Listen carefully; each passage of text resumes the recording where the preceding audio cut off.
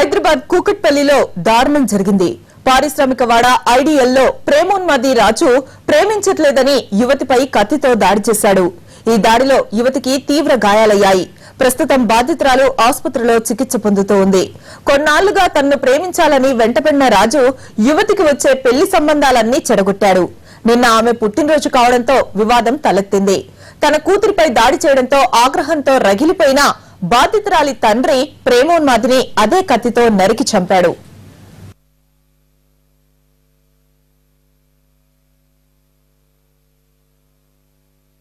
ఇప్పుడు అటాక్ చేస్తున్నాడు, రోజు అటాక్ చేస్తున్నాడు. ఏం చేస్తున్నాడో నాకు తెలియదు. నేను ఇంటికాడ ఉంటాను కదా, మనకేం తెలుస్తుంది. మా అన్న కూడా ఇలా చేస్తున్నాడు నేను నాకేం చెప్పలేదు ఎప్పుడు. వాడు తెల్లవారుజామున 5 గంటలకు వచ్చి నా తమ్ముడు కొడుకుని, నా భార్యను, నా కూతుర్ని, ముగ్గురిని నరికాడు.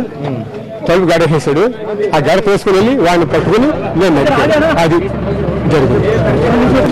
కత్తి తీసుకొచ్చాయంటే ఆయన నువ్వు చంపేస్తావు అంటే వాళ్ళు నేనైనా చచ్చిపోతాను, మిమ్మల్ని అయినా చంపేస్తానన్నాడు. అప్పుడు మావయ్య రివర్స్ అయ్యేసరికి మావయ్యని మెడ దగ్గర వేళ్ళు నరికేశాడు. తర్వాత పిన్ని వచ్చేసరికి పిన్నిని కూడా మెడ దగ్గర చేతులు నరికాడు. తర్వాత అమ్మమ్మ దండం పెట్టింది, నీకెచ్చి పెళ్లి చేస్తాను బాబు వదిలేవని. అయినా అమ్మమ్మని కూడా వదలలేదు. తల మీద వేసాడు, అమ్మమ్మని తల మీద కొట్టేశాడు కత్తితో. అదే టైంకి తాతయ్య వచ్చారు. డోర్ లోపల లాక్ చేసాడు అన్నమాట వాడు. అయితే తాతయ్య ఫోర్స్ గా తలుపు తన్నడంతో డోర్ ఓపెన్ అయింది. ఆ టైంకి తాతయ్య లోపలికి వచ్చి కత్తి తీసుకుని వాడిని కూడా చంపేశారు.